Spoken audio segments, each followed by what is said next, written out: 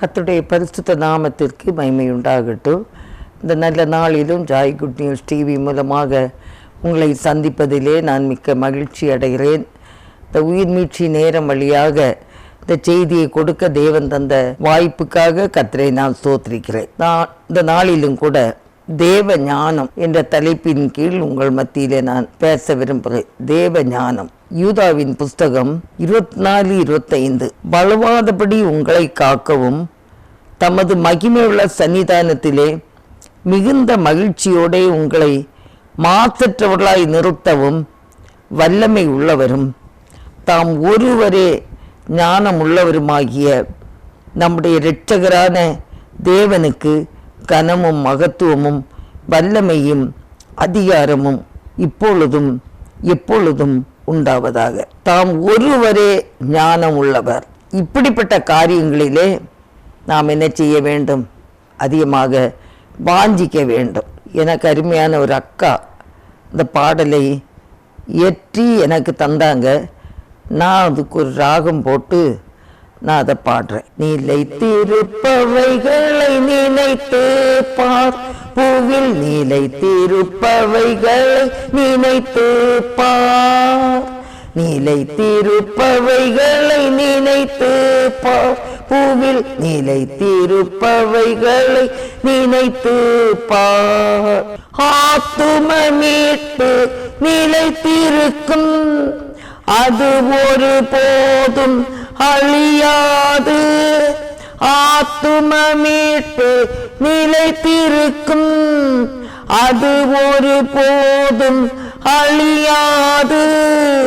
நினைத்து பார், நினைத்து பார், மீட்டை சொந்தமாக்கிக் கொள். நினைத்து பார், நினைத்து பார், மீட்டை சொந்தமாக்கிக் கொள். விசுவாச நம்பிக்கை நிலைத்திருக்கும், அன்பு ஒருபோதும் அழியாது. விசுவாச நம்பிக்கை நிலைத்திருக்கும், அன்பு ஒருபோதும் அழியாது. நினைத்து பார், நினைத்து பார், பரிசுத்தத்தை பற்றிக் கொள். நினைத்து பார், நினைத்து பார், பரிசுத்தத்தை பற்றிக் கொள். நித்திய ஜீவன் நிலைத்திருக்கும், நித்திய அக்கினி அவியாது. நித்திய ஜீவன் நிலைத்திருக்கும், நித்திய அக்கினி அவியாது. நினைத்து பார், நினைத்து பார், ஜீவநாயகரை அண்டிக் கொள்.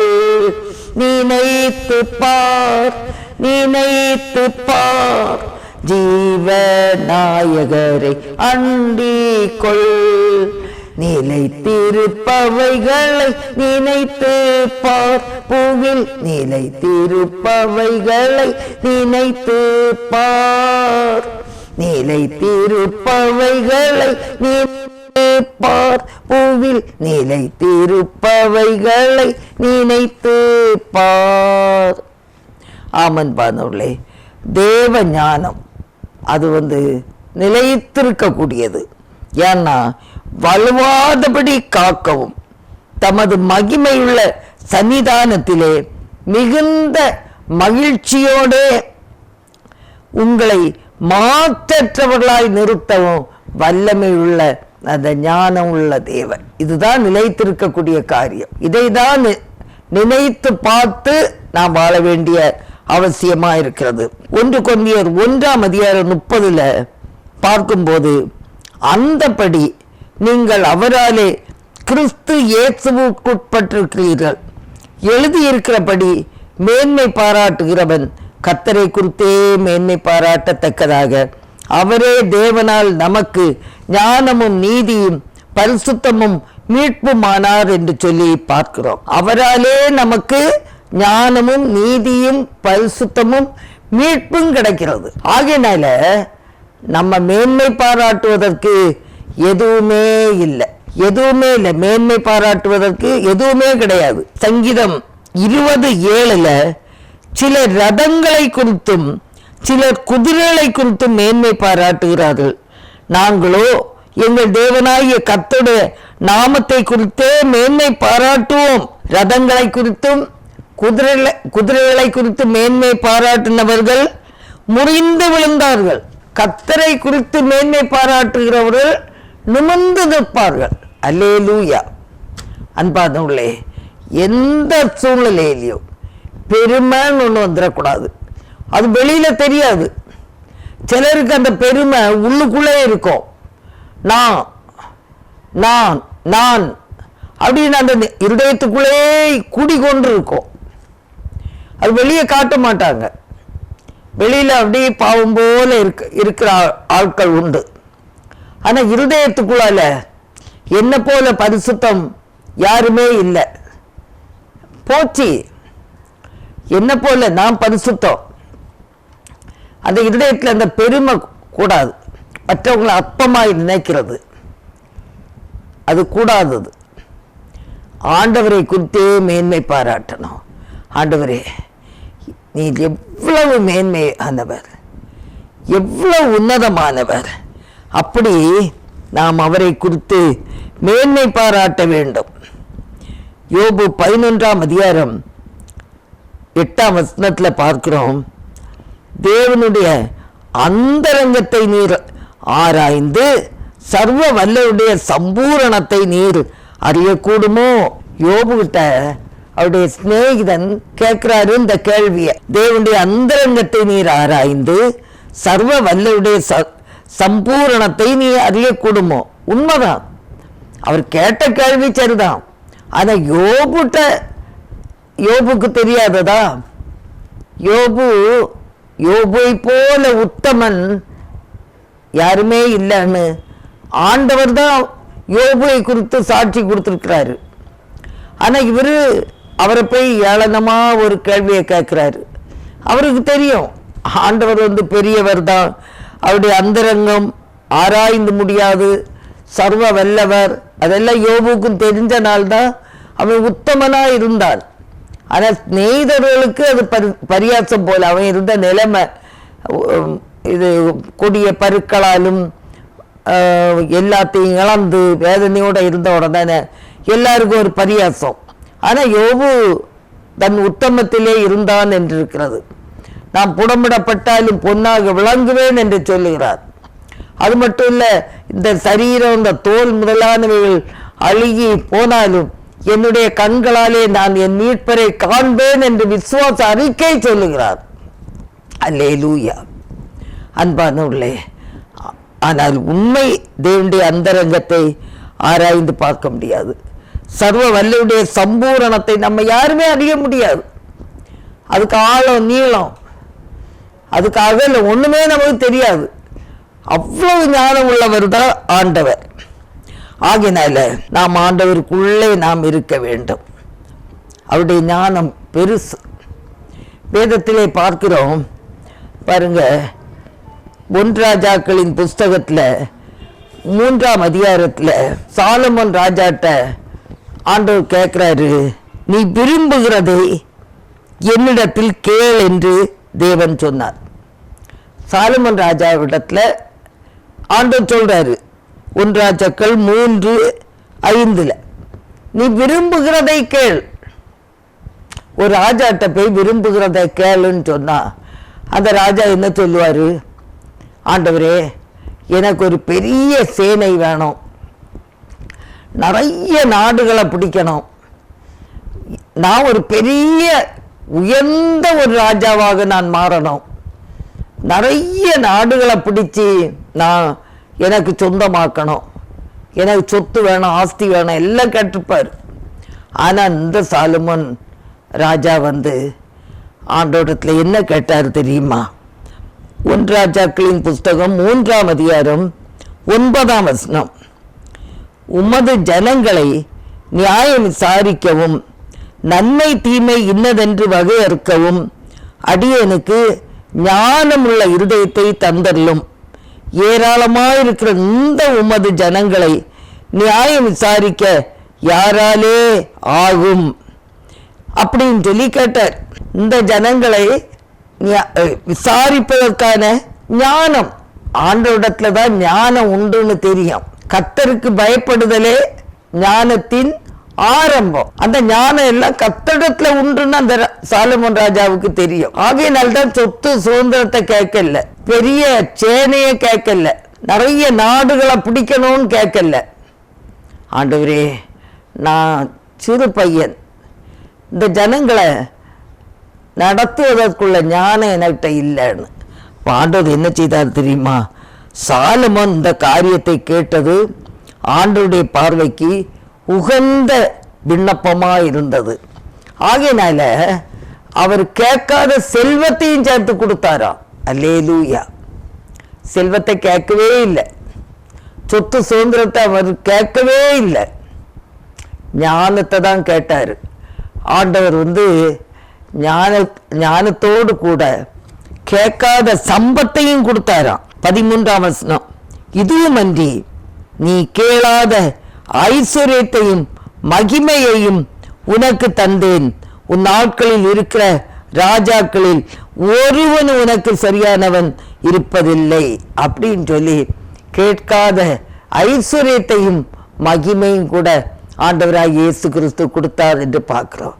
அதனால அன்பானவர்களே, ஒவ்வொரு நாளும் ஆண்டவருடைய சமூகத்தில், ஆண்டவரே என் குடும்பத்தை நடத்தக்கூடிய ஞானத்தை தாரும். சில நேரம் ஞானம் இல்லாத பேச்சு, ஞானமற்ற புத்தி இல்லாத பேச்சினாலதான் இன்னைக்கு குடும்பங்கள் பிரியுது. குடும்ப ஜெபம் இல்லை, ஆண்டவரை தேடக்கூடிய அந்த இருதயம் இல்லை. அப்போஸ்தலர் 20ஆம் அதிகாரத்துல ஒரு சம்பவம் இருக்கு, வாசிக்க நேரம் இல்லை. அன்பானவர்களே, என்ன தெரியுமா? இந்த சம்பவத்தில் பார்க்கும்போது பவுலப்போஸ்தலன் பிரசங்கம் பண்ணிட்டு இருக்காரு. 3ஆம் மெத்தையில இருந்து ஒரு ஐத்திவு என்ற ஒரு சகோதரன் கீழே விழுந்து செத்து போயிட்டான். பாருங்க, நிர்விசாரம். ஒரு கூட்டம் நடக்கு, அவன் தூங்கிட்டு இருக்கான். 3ஆவது மெத்தையில இருந்து கீழே விழுந்து செத்து போயிட்டான். அஜாக்கிரதை, நிர்விசாரம். அன்பானவர்களே, ஜாக்கிரதையாக நாம் இருக்க வேண்டும். ஆண்டவர் ஞானம் உள்ளவர். அஜாக்கிரதை தான் இந்த வீழ்ச்சிக்கு காரணம். ஆகையினால ஆண்டவரே எனக்கு ஞானத்தை தாருன்னு கேட்கணும். ஞானத்தை தாரும், என் குடும்பத்தை நடத்த ஞானம் தாரும், படிக்கிற பிள்ளைகளாக இருந்தால் படிப்பதற்கான ஞானத்தை தாரும். தைரியமா கேளுங்க, ஆண்டவரே நான் உம்முடைய சித்தப்படி நான் நடக்கிறேன், எனக்கு ஞானம் தாரும். யாக்கோபு 1ஆம் அதிகாரம் 5ஆம் வசனத்தில் சொல்லப்படுகிறது, உங்களில் ஒருவன் ஞானத்தில் குறைவுள்ளவனாய் இருந்தால் யாவருக்கும் சம்பூர்ணமாய் கொடுக்கிறவரும் ஒருவரையும் கடிந்து கொள்ளாதவருமாகிய தேவனிடத்துல கேட்க கடவன், அப்பொழுது அவனுக்கு கொடுக்கப்படும் என்று சொல்லி நாம் பார்க்கிறோம். அன்பானவர்களே, கர்த்தரிடத்துல ஞானத்தை கேட்டா அவன் நிச்சயமாக கொடுப்பார். படிக்கிற பிள்ளைகளுக்கு ஞானம் வேணுமா? கேளுங்க. முதலாவது படிக்கிறதுக்கு முன்னால வேதத்தை எடுத்து திறந்து வாசித்து இந்த பகுதியை பாராம படிச்சு ஜெபித்து, ஆண்டவரே நான் படிக்கிறதுக்கு வேண்டிய ஞானத்தை தாரும். கேளுங்க, ஆண்டவர் ஞானத்தை ஆண்டவர் தருவார். ஆண்டவர் ஒருவரையும் கைவிடாத தேவன், அவரோடு கூட இருக்கிற தேவன், நம்மோடு கூட இருக்கிற தேவன். உன்னதங்களில் உள்ள துறைத்தனங்களுக்கும் அதிகாரங்களுக்கும் அவருடைய அனந்த ஞானமானது சபையின் மூலமாய் இப்பொழுது தெரிய வரும் பொருட்டாக சொல்லப்படுகிறது. சபை மூலமாக, சபைகளில் அந்த ஞானம் ஆண்டவர் நமக்கு தந்து நம்மை நடத்த அவர் வல்லமையுள்ள தேவனாக இருக்கிறார். அல்லேலூயா. அன்பானவர்களே, நம்ம தொடர்ந்து நம்ம ஆண்டவருக்கு சமூகத்தில், ஏன்னா அந்த கர்த்தருக்கு பயப்படுகிற பயம் இருக்குல்ல, அந்த கர்த்தருக்கு பயப்படுகிற பயம் நம்ம நடந்து போறோம். முக்கியமா எல்லாருமே தான், அதுலேயும் முக்கியமா வாலிப பிள்ளைகள் எங்க போனாலும் எதை செய்தாலும் வழி தப்பி போகிற நேரத்துல, தவறான பாதையில போற நேரத்துல எங்க பெற்றோர் என்ன பார்க்க முடியாதுதான். அவங்க வீட்டுல தானே இருப்பாங்க, ஆசிரியர்கள் பார்க்க மாட்டாங்கதான், அவங்க ஸ்கூல்ல தானே இருப்பாங்க, நான் போற வழி தானே. யாரு பார்த்தாலும் பார்க்கலனாலும் இயேசு கிறிஸ்து எல்லார் மேலும் கண் வைத்து கொண்டுதான் இருக்கிறார். யாருக்கு கண்ணையும் நீங்க மறைக்கலாம், ஆனா கர்த்தருடைய கண்களுக்கு மறைவாக நம்ம எதுவுமே செய்ய முடியாது. அவனவன் நன்மைக்காவது தீமைக்காவது அதற்கேற்ற பலனை அவர் தரதான் செய்வார். ஆகையினால நம்ம ஜாக்கிரதையா இருப்போம். கர்த்தருக்கு பயப்படுகிற பயம் இருந்தா இந்த உலகத்துல ஞானத்தோடு நடந்து ஆண்டவருக்கு பிரியமான காரியங்களை செய்து கர்த்தருக்கு பிரியமான பரிசுத்தமான ஒரு வாழ்க்கையும் சாலமோனுக்கு ஆண்டவர் கொடுத்த ஐஸ்வர்யத்தையும் தந்து அவர் நலமாய் வழி நடத்த வல்லமையுள்ள தேவனாயிருக்கிறார். கர்த்தர் நடத்துகிறவர். உண்மையுள்ள மனுஷன் பரிபூரண ஆசீர்வாதத்தை அடைவார். உண்மையுள்ள மனுஷன் பரிபூரண ஆசீர்வாதம். ஒரு யோசேப்புடைய வாழ்க்கையில அந்தரங்கத்துல நடந்த பாவம்தான். ஆனா அந்தரங்கத்துல பாவத்தை செய்யாதபடிக்கு ஒளித்து ஓடிட்டாரு. இவ்வளோ பெரிய பாவத்தை இந்த அரண்மனைக்குள்ள நான் எப்படி செய்ய முடியும்? எல்லாருக்கும் கண்ணை மறைச்சிடலாம், ஆனா கடவுளுக்கு விரோதமாக இந்த பாவத்தை நான் செய்ய முடியாதுன்னு ஒளித்து ஓடிட்டாரு. அவன் மேல அந்த எஜமானி பொய்யாய் சொன்னாங்க. இந்த அடிமை என்கிட்ட தப்பா நடக்க பார்த்தான். ஆனா யோசேப்பு உண்மை உள்ளவன். அந்த போத்திபார் வேற வழி இல்லாம சிறைச்சாலையில போட்டாங்க, வேற வழி இல்லை. ஆனா கர்த்தரோ யோசேப்போடு கூட இருந்தார். அவனுக்கு ஞானத்தை கொடுத்தார். அந்த ராஜா கொண்ட சொப்பனத்தையும் சொல்லி சொப்பனத்தின் அர்த்தத்தையும் சொல்லுவதற்கான ஞானத்தை கொடுத்தார். அல்லேலூயா. ஏன்னா கர்த்தருக்கு பயப்படுகிற பயம் அந்த யோசேப்பிட்ட இருந்தனால ஆண்டவர் ஞானத்தை கொடுத்தார். அவன் எங்க இருக்கான்? சிறைச்சாலையில இருக்கான். 2 பானபாத்திரக்காரர்களுக்கு அவன் சொப்பனத்தின் அர்த்தத்தை சொன்னான். 3 நாள்ல ஒன்ன உயர்த்துவாரு, இன்னொரு 3 நாள்ல தலையை தூக்குவாருன்னு. அது நடந்தது. உயர்த்தப்பட்டவன் சொன்னான், நான் போறேன், நான் வெளியில போறேன், உன்னை நான் பாதுகாப்பேன். அவன் மறந்துட்டான். ஆனா பிறகு ஒரு போத்திபார் ஒரு கனவு கண்டார். அப்பதான் இவன் சொல்றான், என்னோடு கூட இருந்த அந்த யோசேப்பு ஞானம் உள்ளவன். எனக்கு அவன் சொன்ன நான் கண்ட சொப்பனத்தின்படி அவன் ஞானமான வெளிப்பாட்டை சொன்னனால்தான் நான் இப்ப இங்க வந்திருக்கேன்னு சொன்னான். உடனே அவனை கூப்பிடுங்க. யோசேப்பை எல்லாம் நல்ல குளிப்பாட்டி நல்ல ட்ரெஸ் பண்ணி ராஜ சமூகத்தில் கொண்டு விட்டாங்க. ராஜா கேட்டாரு, நான் கண்ட சொப்பனத்தையும் அதனுடைய அர்த்தத்தையும் சொல்ல முடியுமான்னு. அவன் சொன்னான், நான் சொல்லுவேன்னு சொல்லல, எனக்குள்ள வாசம் இருக்கிற தேவன் ஆண்டவரை உயர்த்தி பேசினாரு. நான் சொல்றேன்னு சொல்லல, சர்வ வல்லமையுள்ள தேவன் அந்த வெளிப்பாட்டை தருவாருன்னு சொன்னாப்ல.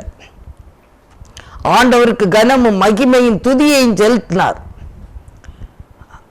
அந்த அர்த்தத்தை சொல்ல முடியுமா? அந்த சொப்பனத்தை சொல்ல முடியுமா? ஒருவேளை சொப்பனம் சொன்னாலாவது ஒரு அர்த்தத்தை நம்ம கூட சொல்லிடலாம். ஆனா அவன் கண்ட சொப்பனத்தையும் சொல்லி அதனுடைய அர்த்தத்தையும் சொல்லி இவ்வளோ பெரிய ஞானம் உள்ளவன் சொல்லி அந்த எகிப்து தேசத்துல உயர்ந்த ஒரு அதிகாரியாக போத்திபாருடைய அடுத்த ஸ்தானத்துல முழு எகிப்துக்கு அதிகாரியாக உயர்த்தப்பட்டார். அல்லேலூயா. உண்மையுள்ள மனுஷன் பரிபூரண ஆசீர்வாதத்தை அடைவான். அந்த ஞானம் யாரு கொடுத்தது? பரத்திலிருந்து தேவன் கொடுத்த ஞானம். நான் சொல்லுவேன்னு சொல்லல, பரத்திலிருந்து தேவன் உமக்கு அந்த அர்த்தத்தை அளிப்பாராக அப்படின்னு சொல்லி ஆண்டவருக்கு அந்த துதி கன மகிமை எல்லாவற்றையும் செலுத்தினார். அன்பானவர்களே, இந்த நாட்களிலும் கூட நமக்கு இன்னைக்கு ஒருவேளை ஆண்டவர் ஞானம் தந்தாரா, நமக்கு அறிவை தந்திருக்கிறாரா, ஆண்டவரை விசுவாசிப்பதற்குள்ள கிருபையை தந்திருக்கிறாரா, கர்த்தருடைய ஊழியத்தை செய்வதற்கு நம்மை அழைத்திருக்கிறாரா? அவருக்கே துதி கன மகிமை எல்லாம் செலுத்துவோம். நம்மால ஒண்ணுமே செய்ய முடியாது. பலத்தினாலும் அல்ல, பராக்கிரமத்தினாலும் அல்ல, கர்த்தருடைய ஆவியினாலே ஆகும். நான் இன்றை நிற்கிறேன்னு சொன்னா என் தேவனே என்னை உயர்த்தி வைத்த தெய்வம், என்னை உயர்த்தி வைத்த ஆண்டவர். நான் நிற்க முடியாது. இந்த இடத்துல நான் செய்தி கொடுக்கறதுக்கு நான் தகுதி உள்ளவளே இல்லவே இல்லை. ஆனாலும் ஆண்டவர் என்னை என்னை அழைத்திருக்கிறார். அன்பானவர்களே, ஒவ்வொரு பேரும் நான் சொல்லாம ஆண்டவரே இதை செய்தார், ஆண்டவரே என்னை உயர்த்தி வைத்தார், ஆண்டவரே என்னை ஆசீர்வதித்திருக்கிறார் அப்படின்னு சொல்லி அவருக்கே நம்ம சகல துதி கன மகிமையை செலுத்தும் போது அது எல்லாருக்கும் ஒரு ஆசீர்வாதமாக இருக்கும். நிச்சயமாக கர்த்தர் உங்களை ஆசீர்வதிப்பார். கண்களை மூடி ஜெபிப்போம். எங்கள் அன்பின் ஆண்டவரே, பரத்திலிருந்து வருகிற ஞானத்தை அந்த சாலமோனுக்கு கொடுத்தீர். சாலமோனும் உலக பிரகாரமான காரியத்தை கேட்காமல் ஆண்டவரே ஞானத்தை கேட்டார். இந்த ஜனங்களை நடத்தும்படியான ஞானம் வேணும். அதே போல ஆண்டவரே, நாங்களும் ஆண்டவரே தகப்பனே அந்த ஞானத்தை கேட்டு பெற்றுக்கொள்ள கர்த்தர் உதவி செய்வீராக. கர்த்தருக்கு பயப்படுதலே ஞானத்தின் ஆரம்பம். என்ன செய்தாலும் ஆண்டவரே, தனி வாழ்க்கையில, குடும்ப வாழ்க்கையில, சமுதாயத்துல, திருச்சபையில நாங்கள் உண்மையுள்ளவர்களாக இருக்க கிருபை செய்யும். உண்மையுள்ள மனிதன் பரிபூரண ஆசீர்வாதத்தை அடைவான் என்று வேதம் சொல்லுகிறது. நாங்கள் உண்மையாயிருந்து கர்த்தருக்கு பயப்படுகிற பயத்தோடு இருந்து ஞானத்தை பெற்று கர்த்தருக்கு உத்தம சாட்சியாக முடிவு பெரிய நிலைத்து நிற்க ஆண்டவரே நீங்க உதவி செய்யுங்க. இந்த நேரத்தில் யாராவது பலவீனத்தோடு இருந்தாலும், வியாதியோடு இருந்தாலும், கஷ்டத்தோடு இருந்தாலும், இயேசுவின் நாமத்தில் அந்த வியாதிகள் மறைந்து போகட்டும், ஒரு சமாதானம் உண்டாகட்டும். இயேசுவின் நல்ல நாமத்தில் ஜெபம் கேளும் பிதாவே, ஆமேன், ஆமேன். கர்த்தர் தாமே உங்களை ஆசீர்வதிப்பாராக. ஆமேன்.